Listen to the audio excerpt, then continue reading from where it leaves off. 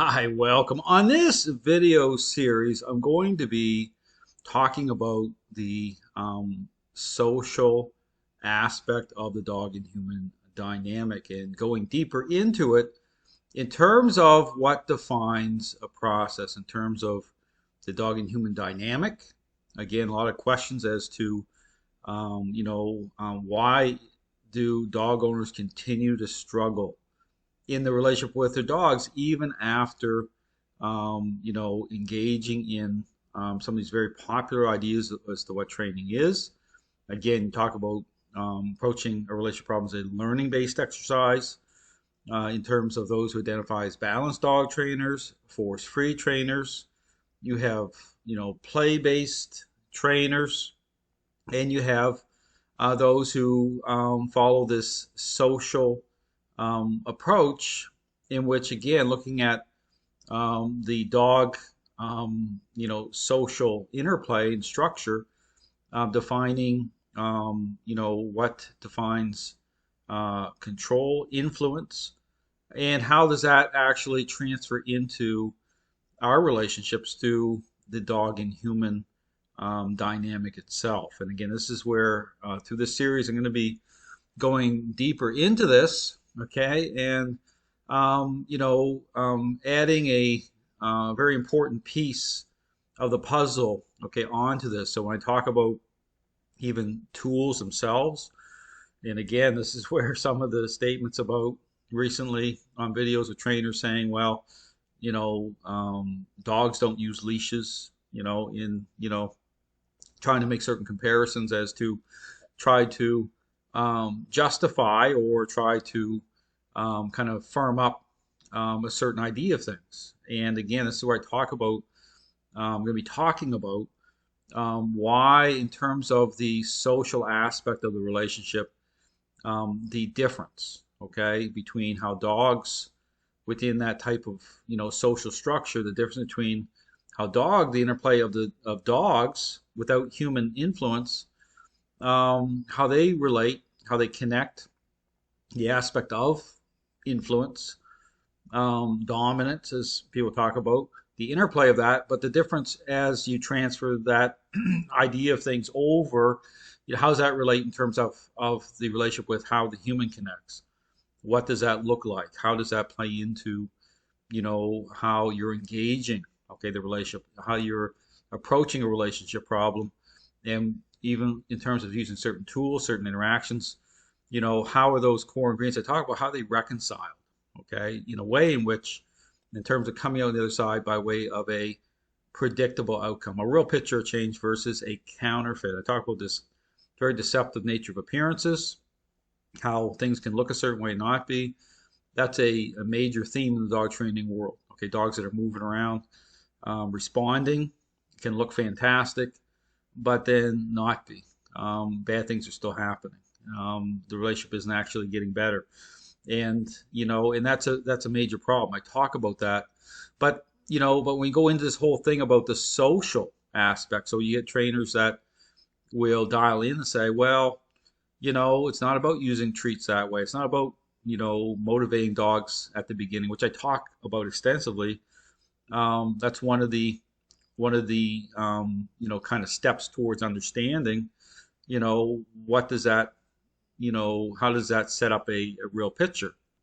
So, people get dialed into the social aspect, but I go further deeper with that, getting to the actual core ingredients in terms of influence and control, how they're reconciled in a intentional way. Okay, that that makes all the difference. Understand that when I talk about, dogs are amazing animals, and I talk about the right conversation. I'm not talking about verbal conversation. I'm talking about the interplay of those interactions themselves at the social level, making sure that they're coming together in a way in which is going to affect change. It's going to change perception of dogs. But again, we're going to get in this whole thing about the differences here. So when people, even when you get into the issue of using the dog pack, so you just see kind of Caesar, you'll see other trainers such as Joel Beckman, use their own dogs, okay, to try to establish a certain picture of things. Well, how does that even relate? And I've done prior video on that. You can watch it on my YouTube channel, called, using a third party, meaning a dog, to try to re-sign the social contract. Okay, so again, all those things, understand, are important because, again, it goes beyond just a picture. Okay, again, appearances are very deceiving. You have to be able to put the picture to the test to know. And again, this is where the core ingredients come into the picture to reveal and to change. So starting off here again, there's individuals out there in the dog training world. Again, they're dialed in at the social level in terms of at a certain level, okay, socially, and talking about the issue about dominance, how dogs relate with each other. And so very again, Caesar Millan is really the, the image of it, of, when Caesar's really kind of like the architect, so to speak, in terms of, this type of social dynamic, in terms of dog pack, and then ideas about structure, about discipline, about, so certain kind of generalized, themes that he'll put forward, which are all good and true. Okay, I understand that. I talk about that, but it's about going further with that, to go into that again, that piece of the relational dynamic that really brings it all together in a way that's going to affect change, to make sure that the picture that you're dealing with is a real picture. And this is where I get into this thing about talk about certain dogs, like they call the 1% dog, okay, that really will challenge and expose this picture, this fake picture, okay, in a big way. And then again, that whole thing I talk about in the dog training world, where there's blame shifting going on, okay, and that happens a lot with a bad picture. When a bad picture happens, well, where's the fault really? Where do you put the fault at? In terms of a process. Well, it's just common to put it at the feet of the dog, okay, to say, well, must be something wrong with the dog, or give it more time. You hear all these different things. But what I'm showing is, again, through information I'm putting out, is that no, it's actually the problem here with the core ingredients themselves, how they're reconciled, and come into alignment properly through a process. And so there's only one way that happens. And this relates to the differences between, how dogs, and how those, core ingredients are incorporated within the social structure, the way it is, okay, the integrity of that through independent of human influence and the human and dog connection. Okay, so understand that matters. That's a big deal. So I'm going to go through here and just talk through some of this now. First, individual, again, his name's been brought up during my back and forth with the dog training community. Somebody that is kind of looked to in terms of, people will, again, they'll go and look at, take away from certain people, and that's their kind of go-to. Okay, that's their kind of, who they look at in terms of, being a trainer. Okay, they'll take away. Caesar's the same thing. But again, I talk about this system of training, okay, being a original source system. Okay, this goes back. I talk about my journey. I talk about asking those questions as to, okay, because the same thing exists, back then as that's happening now with this counterfeit picture. Okay, why are all these things happening in the dog training world? It just continues. There's something wrong here, and this goes into that piece of the puzzle as it relates to how this, how a process itself is defined through those core ingredients being reconciled. Okay, and so certain things will get in the system in terms of even, applying critical thinking, even about not even using commands. Okay, initially. So, it's about going through a sequence. It's understanding, being able to discern, to be able to put the picture to the test. So I'm going to play some of this. So this is Brandon Fouche. Again, his name's come up. You talk about Caesar, very much just like Caesar. There's so many similarities. But it isn't about focusing on these individuals. This isn't about a slamming individuals here. Okay, I want to go through this because this is about information. Okay, this is about going through, encouraging people to really think about certain approaches, but just about going further. Okay, so because this is, you look at Brandon Fouche and Cesar Millan, it is going for, it is getting dialed into the social aspect. Okay, so there's good things. Okay, I understand there's good takeaways. Okay, somebody's trying to say they don't use treats, they don't use toys. Well, that's good. Okay, that's the I talk about type of spectrum. Okay, but I talk about getting to the heart of the matter in terms of understanding truly, making sure that that door is closed. Okay, in terms of perceptions changing, it's important. I mean, once you come to the understanding as to how those core ingredients are truly reconciled through a process, well, we need to go further. Okay, you need to go further. So this is this is part of it. Okay, but then we have to go further. This goes into Dr. David Mech as well. We're going to be talking through some stuff here about even his change of position. Even how the dog training community, the force free community, especially tried to exploit and manipulate his turnaround, on this, or before he turned around on it. See, it's all about understanding about, beyond just appearances. Okay, I will get into that too in terms of the social structure. So let's play some of this video. So this is Brandon Fouche talking about, it's called the Fouche Way, talking about, his way or his observations as to dogs and what that translates to in terms of, the human. Ask me, why should we follow you? First of all, I want to say, when I say follow me, I don't mean specifically social media or any of the high-tech type things that I'm talking about, other than that I know that that's what people do. But I'm talking about following the concept and the message that I'm sending to people to help them deal with their dogs. It's important to understand the way nature has intended animals to process information.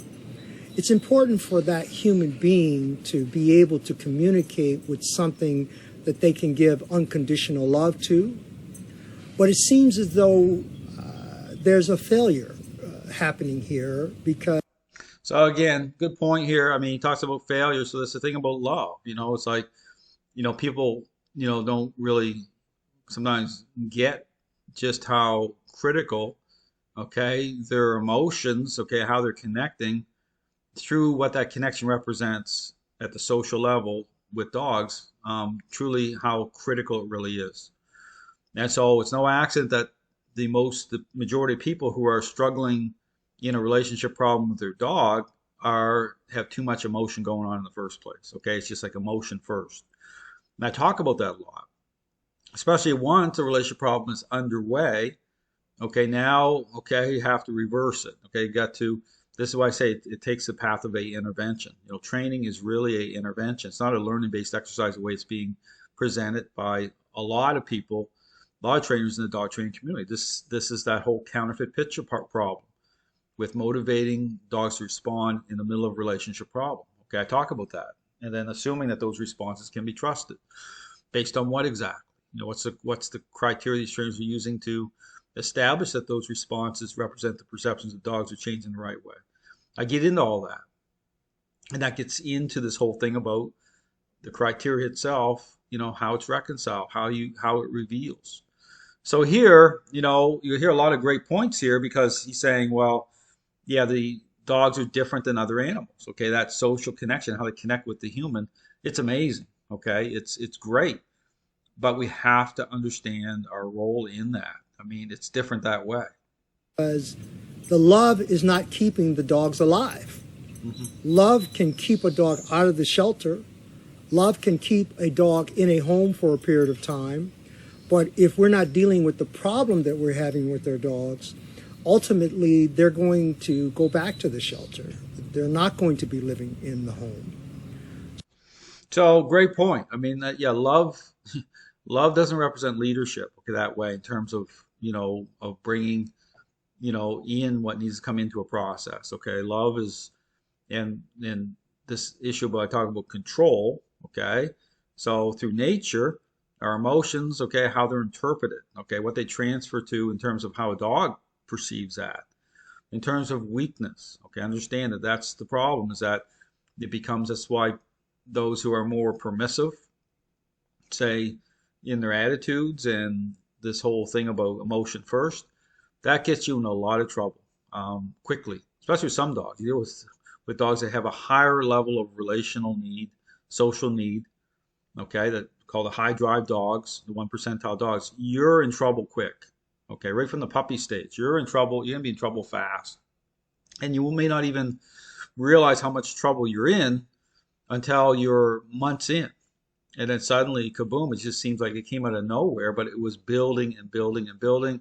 And this is why it is that, I talk about dogs can gain an incredible amount of control, and you're not really dialed into the fact that you have a problem because in the first place, until it's almost too late, or you're at a crisis point in the relationship because, control offers up a false image of a balanced dog. Okay. I mean, that's the problem is like, because that's what I talk about when dogs are off leash and they're moving around and you're letting them walk out in front of you and there's all sorts of things that will look kind of good. But you always have a clue that something's wrong because the truth will be in certain interactions that bring in control and influence at a certain level. And that's the important thing to remember. So, following my methods and understanding of what I have learned from working with dogs is really what I'm talking about. Can we understand that dogs need hierarchy? That has become a bad word in today's society because when I talk about hierarchy, then we can't get away from discipline and domination. And I know we don't get dogs to be dominant over them. We get them because we love them.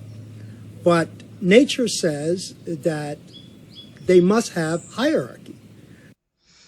So same thing. And so here he's mentioned about there's so much pushback too about when you bring certain themes up. And this is where I'm going to get into this thing, even with Caesar, where it's like they put themselves in positions being at a certain level, okay, in terms of understanding what defines, our role properly, but those core ingredients in terms of what they represent, this whole issue about, this of appearances, right? And what the dog training world is really focused on is oftentimes they get themselves in a trap where they'll get kind of bullied by those who advocate training differently as a learn-based exercise and using treats and this kind of